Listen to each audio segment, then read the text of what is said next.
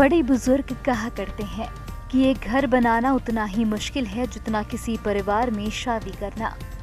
घर बनाने के लिए एक जगह को चुनने से लेकर घर बनाकर उसमें कदम रखने तक की प्रक्रिया में कई चुनौतियों और उल्लेखनीय पड़ाव शामिल होते हैं। इन सभी चुनौतियों से पार पाना और घर बनाने के सपने को पूरा करना हर किसी के लिए संभव नहीं है। इसके अलावा ऐसे मामले भी आते हैं जिसमें लोगों को अपना घर बनवाने के बाद काम के लिए या कुछ अन्य कारणों से कहीं और जाना पड़ता है और इसलिए अपने घर में नहीं किराए के घर में रहना पड़ता है। हैदराबाद के दो दोस्त जिलानी और विजय ऐसे लोगों की समस्या का एक अच्छा समाधान लेकर आए हैं। उनके पिछले व्यवसाय में किराए पर क्रेन सेवाओं का उपयोग होता था। वह व्यवसाय मौजूदा दौर में मंद पड़ गया है। इसके बाद उन लोगों ने अपनी आजीविका के लिए वैकल्पिक हल ढूंढा। साथ ही वे जरूरतमंद लोगों के लिए भी आगे आ गए हैं। वैकल्पिक व्यवसाय की तलाश ने उन्हें चलने फिरने वाले घरों की मांग समझा दिया, जिन्हें घर के मालिकों के साथ कहीं भी ले जाया जा सकता है। इस तरह इन दोस्तों ने इस व्यवसाय की दिशा में कदम बढ़ाया।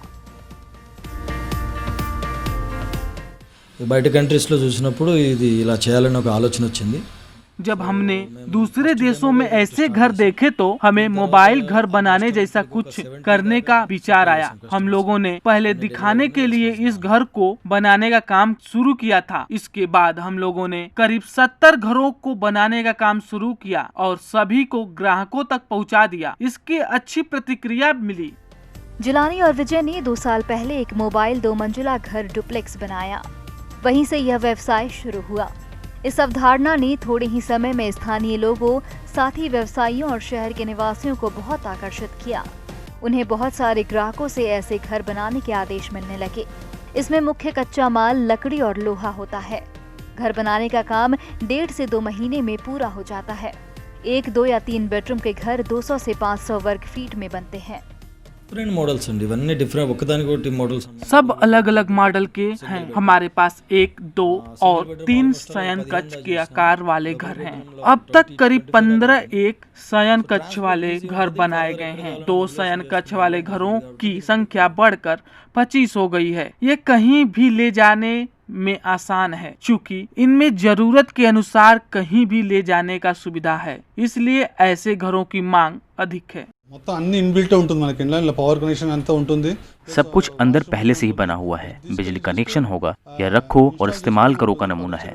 सिर्फ फर्नीचर लगा देना पर्याप्त है। इसके बाथरूम में जो कनेक्शन दिया हुआ है उसे बाहर गंदे पानी की नाली से जोड़ देना काफी है। अगर घर के बाहर बिजली के सॉकेट में तार जोड़ दिया जाएगा तो घर में बिजली की आपूर्ति होने लगेगी। इस व्यवसाय को चलाने वालों का कहना है कि जहां जरूरत होती है वहां घर को स्थानांतरित करने की सुविधा की वजह से ग्राहकों से प्रतिक्रिया अच्छी होती है और बनाने का काम भी कम समय में पूरा हो जाता है।